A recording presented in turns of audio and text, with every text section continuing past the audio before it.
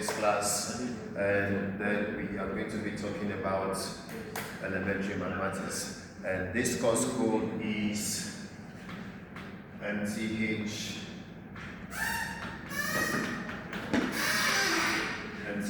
101.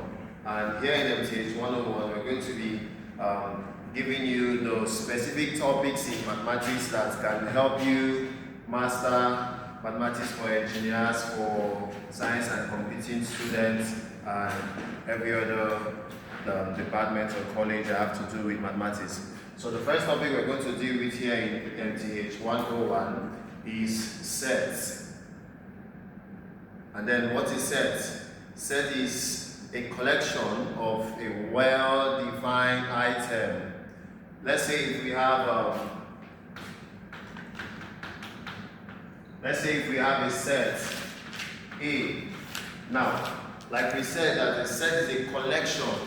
So for that collection, we're supposed to be using this kind of brackets, which we call the curly brackets. And we have the members of the set. The members of the set can also be called the element of the set. And what are those members, or what are those elements? Those elements are the items that you can find inside the set. Let's say, for example, we have a set that contains, let's use good foods that we know. We have a set that contains rice, a set that contains beans, and a set that contains one of our popular African food called Gari. Thank you very much. Gari. So you can see that this is a collection of food items. The items or the members or the elements, they are well defined. And then you can see that all the items in the set, I've listed them by differentiating them also with commas. And then in a set of elements, we can have another set B, and there's something that is not entertained in a set where you have to write the members of the set with capital letters. This is a very wrong idea in the notation of sets. So this is wrong. Are you with me? Yes. Good.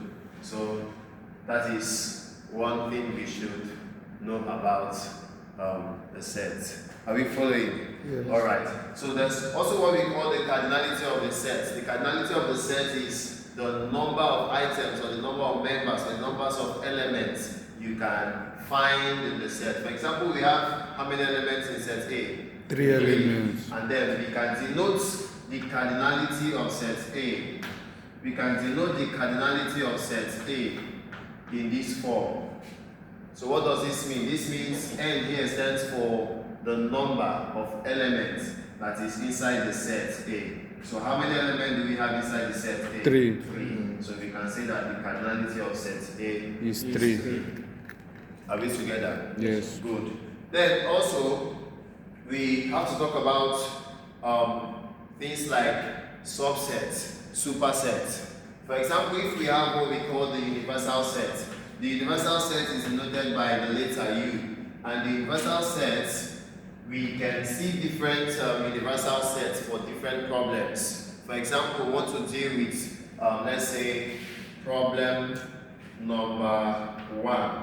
And in problem number 1, we can be seeing the universal set to be a set that contains numbers from 1 down to 10. So this is the universal set. So this universal set means that all the elements we are going to be considering in problem number 1 are elements between 1 to 10. So the universal set is a set that contains all the elements that we're going to use to solve problem number 1. So for a smaller set, the smaller set can be seen as a baby set, a child of a mother. Let's go ahead. We can go ahead. So the universal set can be seen as the mother set, while the subset can be seen as the child set. Are you with me? So the child set, we can say let B be a subset of the universal set. What do we mean? We mean that B is going to contain just few elements out of the numbers from 1 to 10. So we can pick 2, 4, 4, 6, 8, and 10. And then we can also have another subset which we can call a set C, which will contain 3, smaller elements such as, let's begin with 1, 3, oh, sorry. Yeah.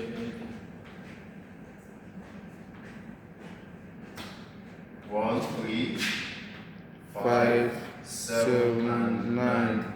Okay, so we can say that for subset, we can say that B is a subset of the universal set.